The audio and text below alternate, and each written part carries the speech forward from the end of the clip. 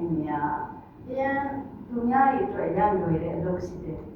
로가 양 캡해요. 저마도 애양 캡해 로가는 그냥 또 애양 요일에 캡된다네. 또 자이 뭐리 나와이 말로가. 다시 애양 그룹에 마마 잡대. 대체가 록 소리 쓰는 저마로가. 대체가 록 말로 시는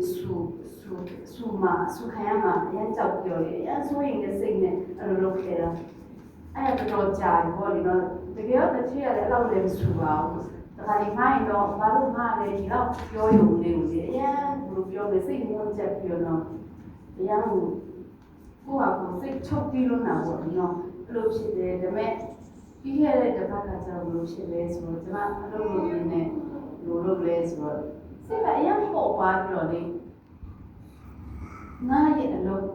ကျမရဲ့အလုပ်ပေါ့နော်အဲ့လိုမျိုးစိတ်ကပေါ်လာတယ်လုပ်ရင်းနဲ့လည်းအရင်လက်ကလည်းတော့ဘယ်လိုပြောမလဲတော်တော်လည်းနဲ့ပို့ပွားဖြစ်သွားတဲ့အချိန်မှာ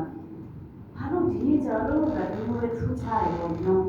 ဘာလို့ဒီလောက်ထူးခြားတယ်တစ်ဖေးရဲ့သမီးကကျမနဲ့ဟိုအသက်ကတမီကြီးတူငယ်